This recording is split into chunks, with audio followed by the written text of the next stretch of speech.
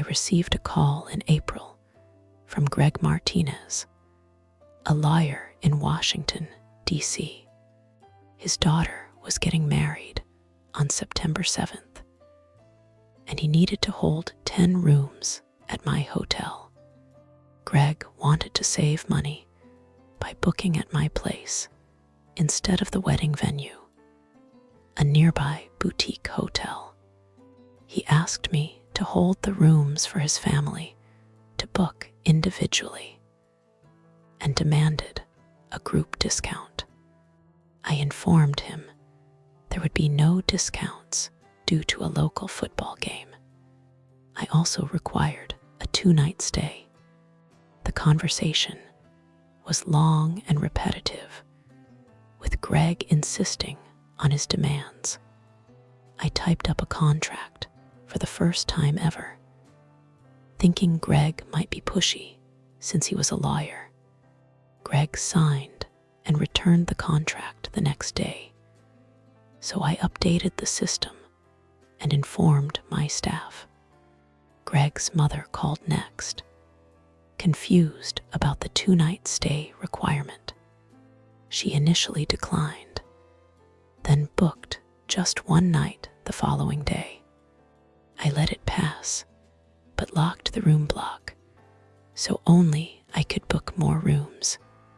Over the next week, I had many frustrating talks with Greg's family, who insisted on 1-night stays and group discounts, despite the contract stating otherwise.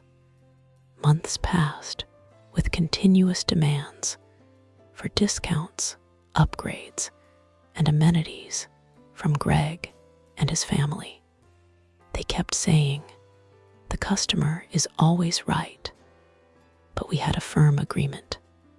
Greg was particularly maddening, believing that since one exception for a 1-night stay was made, more should be allowed. I stayed firm, but grew increasingly angry. 28 days before the reservation, Greg requested wedding amenities like flowers and champagne instead of a discount.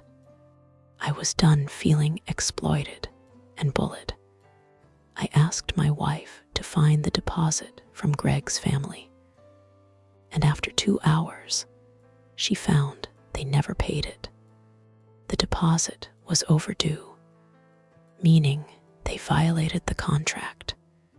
Feeling a mix of joy and malice, I emailed Greg to say they failed the contract and canceled all their reservations. I opened the rooms for others to book. Every member of Greg's family received a cancellation email telling them to ask Greg about the situation. I felt liberated and no longer worried about lawsuits. I expected backlash, but heard nothing. Until months later, when a Martinez replied to a marketing email complaining about last-minute booking struggles and calling me horrible.